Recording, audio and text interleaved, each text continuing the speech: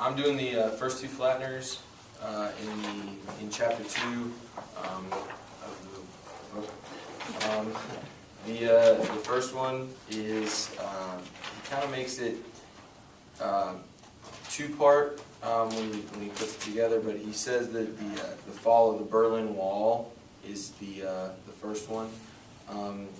He says since the fall of the Berlin Wall, the way that it took off was through India, and the finance minister Manmohan Singh, I think is his name, he came out on record and said that the Hindu rate of growth was at 3% for many years before this, and after the fall of the Berlin Wall it went to 7%.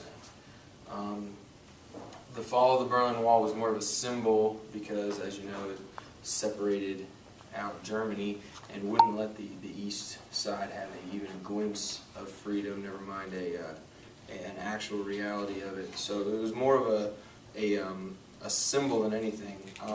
When the wall came down, I guess throughout the world it looked as almost like a flattener to alternatives to free market capitalism. So it was a communist crusher, I guess. Along with the fall of the Berlin Wall, he said that these two things going together kind of tied in was the invention of the Apple II and Windows 3.0. 6 months after the wall came down, with the new Windows products shipped. This gave us personal empowerment because I think it said somewhere in there like 800 million people in the world had a modem along with a dial-up connection after the Berlin Wall came down. It gave us personal empowerment. It allowed us to communicate with each other all the way around the world. We had a better sense of ourselves that this oppressive force was down. He also mentions really kind of offhandedly about bin Laden. He says that this also brought up his hate of America because both the Afghanis and the United States thought the Soviet Union was the problem, and then once the Soviet Union toppled, he felt that America kind of came into the picture and then started brewing 9/11. He only spent a paragraph on it, but it was kind of interesting.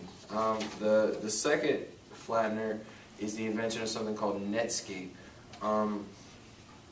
It happened shortly after that, and the big thing about Netscape was it brought forth a browser into the internet, so people didn't have to go in and just do the 10 pages or the 50 pages that they had set up, or just email each other. They could type something into a browser and go off and search it.